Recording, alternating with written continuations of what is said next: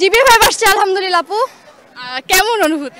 অনুভূতি মানে এটা বলে বোঝানোর মতো না, যে যেটুক পরীক্ষার সময় পড়াশোনা করে কষ্ট করছি আশানুরূপ ফল পাইছি। মানে অনেক অনেক কষ্ট সার্থক, মার কষ্ট সার্থক।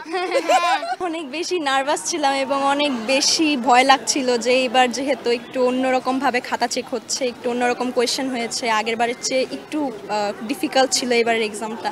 তো সেই হিসেবে আজ মানে এখন পর্যন্ত মানে রেজাল্টের আগ পর্যন্ত আসলে খুবই ভয় লাগছিল এবং রেজাল্ট দেখার পরে আলহামদুলিল্লাহ একটু রিল্যাক্সড লাগছে। বান্ডেল থাকলে প্রতি সেনমানিতে টাকা বাঁচবে। বিকাশ সেনমানি বান্ডেল কিনে জিতুন প্রতি লেনদেনে। ও যতক্ষণ পড়তো ওকে শোয়া দিয়ে তারপরে আমি শুতে যাইতাম। মানে আমার ইয়েটাই ছিল ওইরকম, মানে ও সবসময় আমার নজরেই ছিল আর কি। মানে পড়াশোনা কি করতেছে না করতেছে, হয়তো আমি কি পড়তেছে দেখতাম না, বাট হইছে মানে সবসময় আমার নজরে থাকতো। মানে ওরে শোয়াই দিয়ে গিয়ে আমি শুতে যেতাম সবসময়।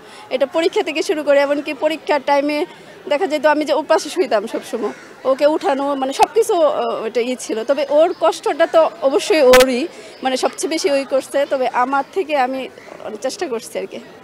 রেজাল্ট পাওয়ার পরে কেমন হয়েছে যে দেখার পর ওর থেকে বেশি আপনি ইমোশনাল হয়ে গেছেন বা চোখে পানি চলে আসছে? হ্যাঁ হ্যাঁ, চোখে পানি চলে আসছে। ওই বেশি কান্না করতেছে, রেজাল্ট দেখে মেনলি ও বেশি কান্না করতেছে। মানে ও খুবই ইমোশনাল হয়ে গেছে। তবে আলহামদুলিল্লাহ আর কি। যেটা কিভাবে সেলিব্রেট করা?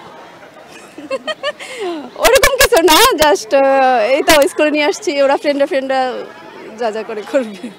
কয় কেজি মিষ্টি কেনা হবে এটা এখনো বলতে পারতেছি না।